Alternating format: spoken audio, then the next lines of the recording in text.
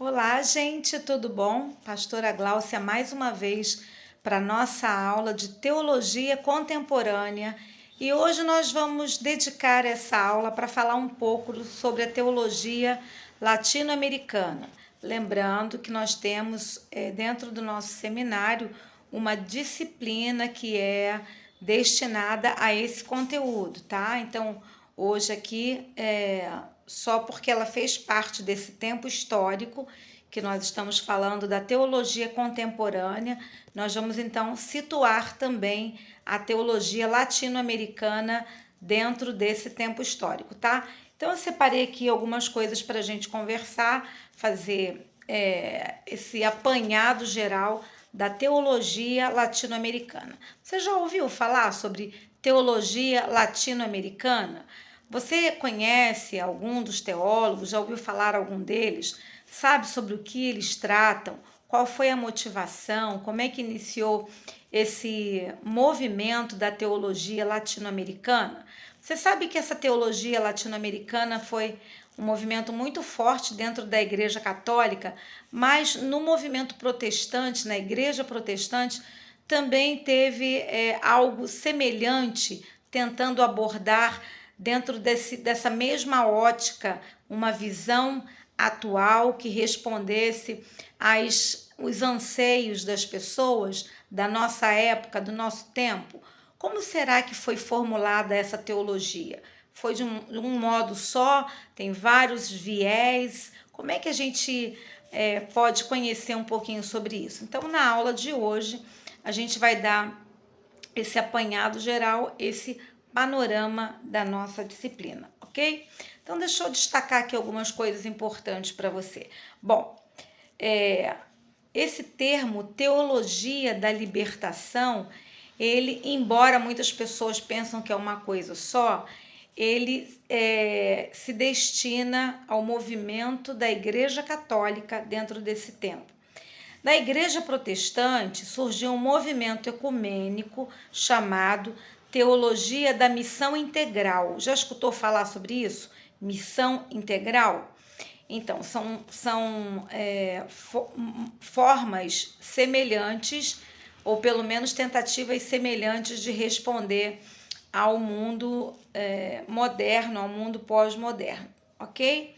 Então, a preocupação comum da teologia latino-americana, qual é? É de responder ao ambiente, ou seja, ao homem dessa época, às suas demandas históricas.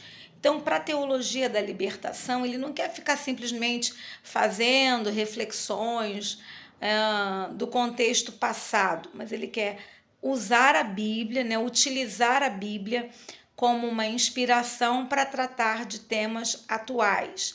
É verdade que em alguns momentos isso foi excessivo, né? E o próprio Vaticano, depois ele vai fazer com o seu magistério, ele incumbe o magistério da Igreja Católica para fazer um levantamento crítico, né, um estudo crítico sobre a teologia da libertação, e ali ele vai pontuar coisas que são importantes, significativas, como esse olhar para o pobre, para o necessitado, para o marginalizado, mas ele também vai pontuar muitas preocupações no esvaziamento teológico, salvífico da vida eterna, né, do transcendental, da própria hierarquia da igreja, que é a teologia da libertação.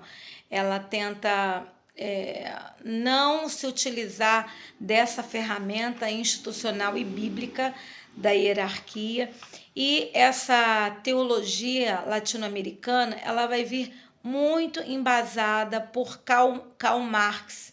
Então vai ser aquela visão do socialismo, né, de que todos têm o mesmo direito, todos devem ter os mesmos benefícios, né? E por aí vai. Então vão surgir várias pastorais, a pastoral da criança, a pastoral da juventude, a pastoral da terra, e muitos movimentos nessa luta pela justiça social, tá? Então a ênfase da teologia da libertação vai ser essa igualdade social. A pretensão dela não é se ocupar da teologia pela teologia. Ela não tem essa preocupação, mas ela visa o serviço, entendeu assim, especialmente no princípio, o serviço da igreja à sociedade de um modo geral, ou seja, àqueles que são considerados cristãos praticantes ou não. Então, isso independe dentro dessa visão da teologia latino-americana. Então, ela vai ter uma ênfase muito nos problemas sociais do mundo, no nosso caso aqui, né, do Brasil, mas também faz uma análise conjuntural e política e econômica do mundo, a questão cultural e a questão religiosa.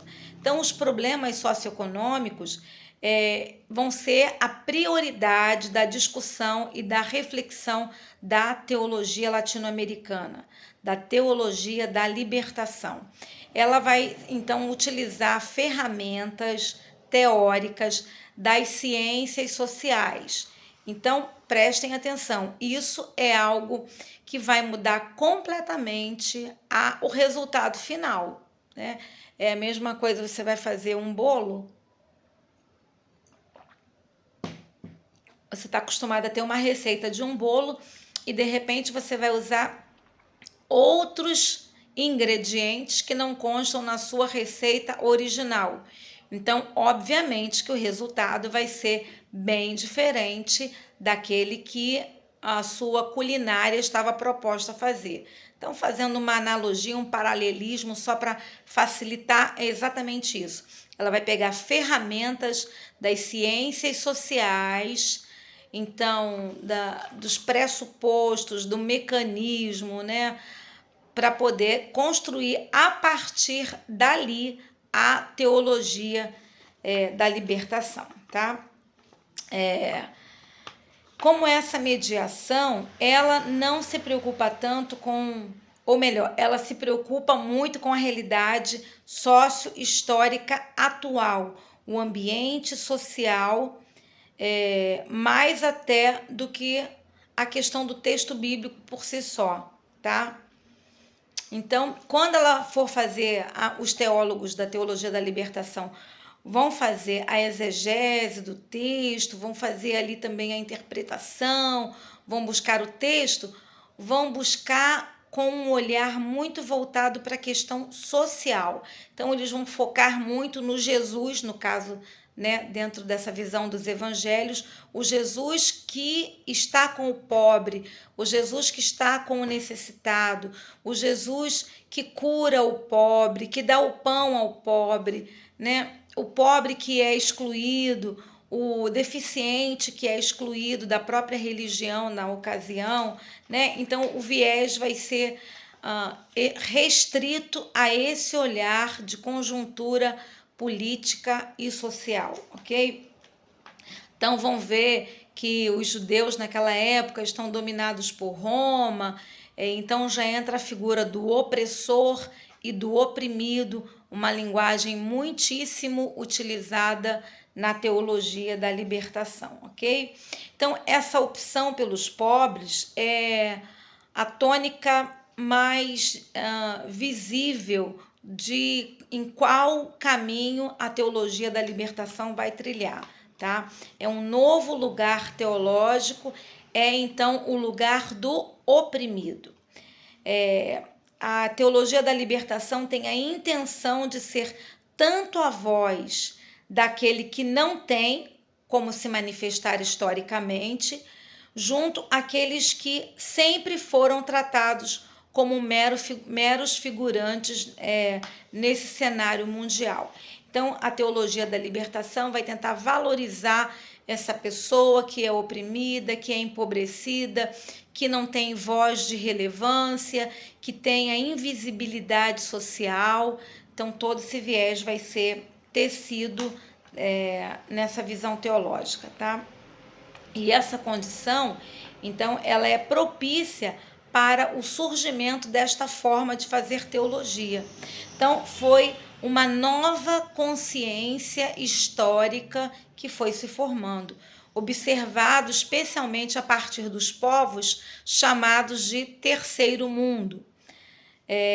Os segmentos sociais mais com menos recursos, com menos privilégios, com menos oportunidades, que vivem uma condição de oprimido, de serem dominados por países de primeiro mundo. Então, exatamente a visão marxista, né, onde vai colocar os países do primeiro mundo como os países opressores, imperialistas, e vai tentar fazer toda essa leitura política, econômica e social. A teologia da libertação, então, ela tem uma característica própria. Ela é uma teologia inquieta, nós podemos dizer assim, mas ela não é inconstante. Ela é inquieta porque a sociedade é inquieta, os problemas são concretos, são visíveis, são reais, e os teólogos então entendem que a igreja precisa sair do seu discurso rotineiro, romper para uma nova maneira de fazer a teologia, um novo olhar para esse mundo que está caótico. Então, a teologia da libertação vai apresentar desde cedo um percurso metodológico, tá? Como a gente falou, vai utilizar as ciências sociais, que é um diferencial radical da teologia comumente feita, né? Até aqui, tradicionalmente feita.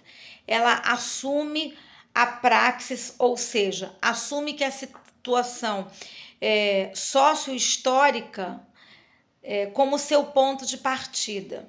Ela busca entender a realidade desse ser humano, dessa sociedade, vai buscar essa chave hermenêutica nas ciências sociais e, por ser teologia, então ela também vai se submeter ao julgamento das escrituras, para que ela possa resultar, então, uma prática. Então, ela vai pegar as ciências sociais, vai pegar essa visão marxista, política, social, econômica, essa visão de mundo que Marx tinha e propunha, essa libertação, essa igualdade, esse socialismo, né, de onde, inclusive, vem o comunismo também, dessa visão. Essa visão também predomina no comunismo, e ela vai, então, utilizar essa visão, essa ferramenta científica, social, junto com as Sagradas Escrituras, tá? Então, na segunda metade do século XX, mais precisamente na década de 60, vai surgir esse impulso da teologia da libertação, tá? Vai despontar de uma maneira diferenciada essa elaboração da fé cristã. Nesse cenário da América Latina, de países empobrecidos, de países que não tinham o mínimo para se viver de uma maneira digna, né? A discrepância entre o terceiro mundo e o primeiro mundo, tudo isso foram elementos que corroboraram para que essa teologia fosse sendo desenvolvida, tá? Então, a América Latina marcada pela prática histórica da dominação, a dependência por ela gerada, por políticas econômicas desumanizadoras, pela injustiça social muito forte na América Latina. Então, todos esses pontos foram elementos que trouxeram essa geração dessa teologia, tá? Essa nova teologia, então, congregou o campo do pensamento teológico, representados no catolicismo e, como eu falei, no protestantismo ecumênico, tá? Que vai, então, gerar depois a teologia integral.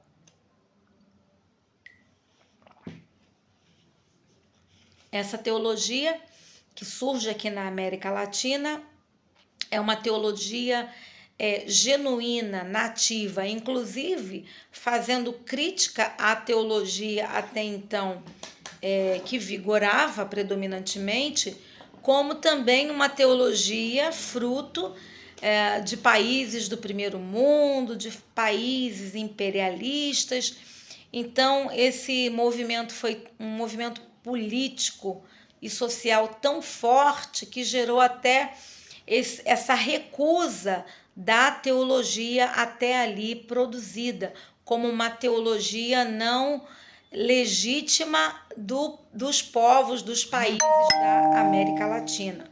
Uma teologia que não representaria a realidade da América Latina, ok? Essa teologia também serviu ao mundo e se universalizou em seu conteúdo profético. Então, qual é a visão dessa palavra profética? Não tem nada a ver com a profecia que muitas vezes a gente encontra em um culto mais avivado ou um movimento mais místico, né, mais espiritual. Não, aqui esse entendimento do profetismo é o profetismo bíblico que tem o viés do anúncio e da denúncia. Então, eles se entendem como um movimento profético de denunciar, né, as injustiças sociais. Denunciar os opressores, denunciar a opressão, denunciar o estado de pobreza com que muitos países da América Latina viviam. Então, essa voz denunciadora não é solitária no universo teológico de um modo geral. Mas para a teologia da libertação, ela se localiza especialmente na teologia do terceiro mundo, composta por outras teologias que vão se originar em contextos históricos e sociais e culturais sofridos da América Latina. Então, a gente vai ver a teologia a partir do índio, a teologia a partir da mulher, né, a teologia da juventude, enfim, ela vai ter vários viés, vários braços dentro várias ramificações, mas dentro desse arcabouço principal, que é utilizar as ferramentas das ciências sociais e da filosofia de Karl Marx, ok?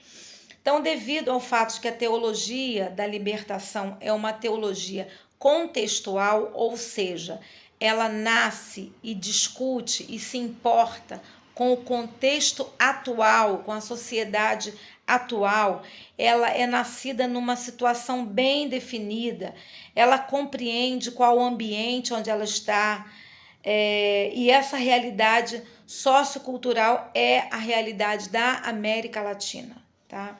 É uma luta por libertação. Esse movimento foi um fenômeno com vários povos do mundo que sofreram esse problema da colonização. Então, essa questão da colonização vai ser fortemente tratada, fortemente enfatizada, no sentido desses povos serem oprimidos e dominados e da dependência que eles têm, de não serem autônomos, de sofrerem uma injustiça política, econômica e social, ok? Então a gente vai dar uma pausa e já já eu volto para o segundo vídeo.